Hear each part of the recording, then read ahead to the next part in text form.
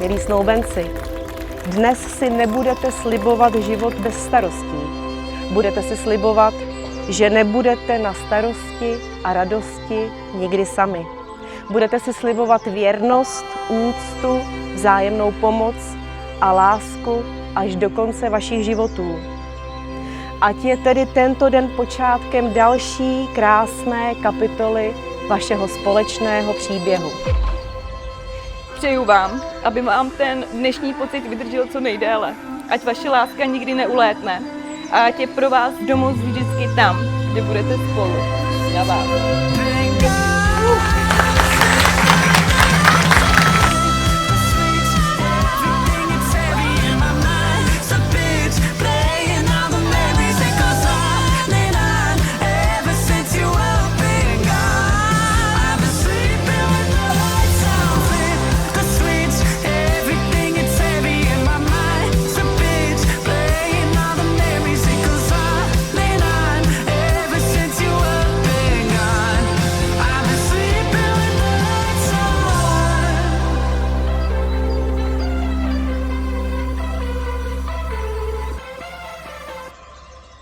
Nikolku znám už dlouho a vždycky jsem věděla, že si zaslouží někoho výjimečného. Někoho, kdo ji rozesměje, podrží a bude jí brát takovou, jaká je. Jen jsem netušila, že ten pravý přijde do kadeřnického salonu. Ano, přesně tam se jejich příběh začal psát.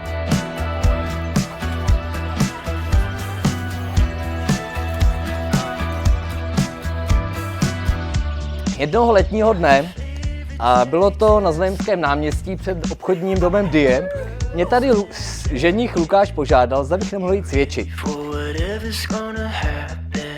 Zprvu jsem ho trošku teda podezíral, že mě oslovil jenom proto, aby na sebe nežádali jeho kamarádi z místní lužické smetánky.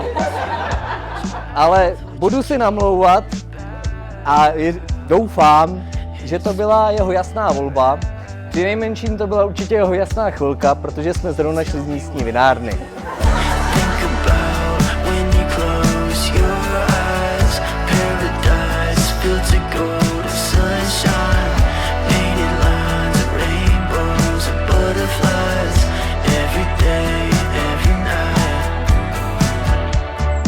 Každý manželský slib je jedinečný, ale ten dnešní má mnohem hlubší rozměr. Nepřicházejí k nám dva lidé, kteří teprve začínají společnou cestu. Před námi stojí muž a žena, kteří již kus cesty společně ušli. Přišli jste, abyste se jeden druhému provždy zavázali. Vězte, že nejen někdo z lidí, ale Bůh je vám dnes svědkem mezi vámi.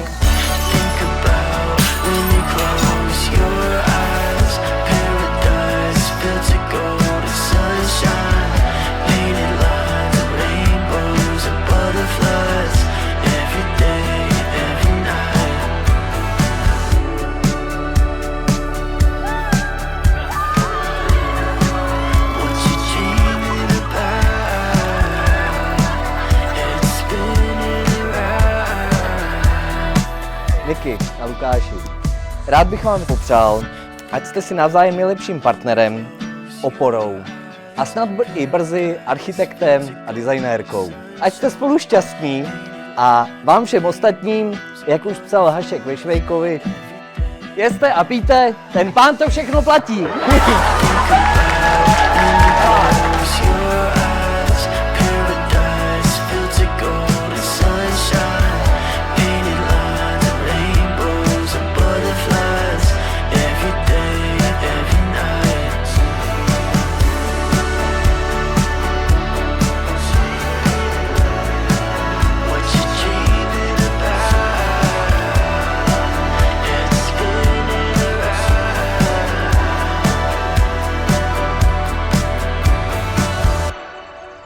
Bůh vás stvořil jako muže a ženu.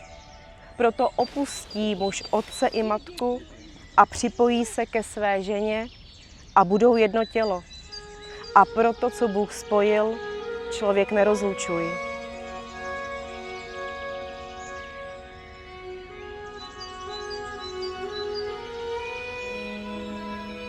Já, Lukáš, Beru si tě, Nikolo, za svou pravou a věrnou manželku a slibuji, že ti zachovám manželskou lásku, věrnost a oddanost, že tě žádným způsobem neopustím, nýbrž, že s tebou všechno dobré i zlé až do smrti oddaně ponesu.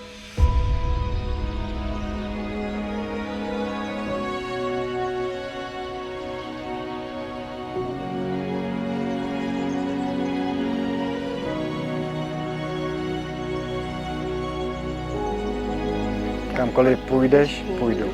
Kdekoliv zůstaneš, zůstanu. Tvůj lid bude mým lidem a tvůj Bůh mým Bohem. Ať se mnou Hospodin naloží jakkoliv, rozdělí nás od sebe jenom smrt.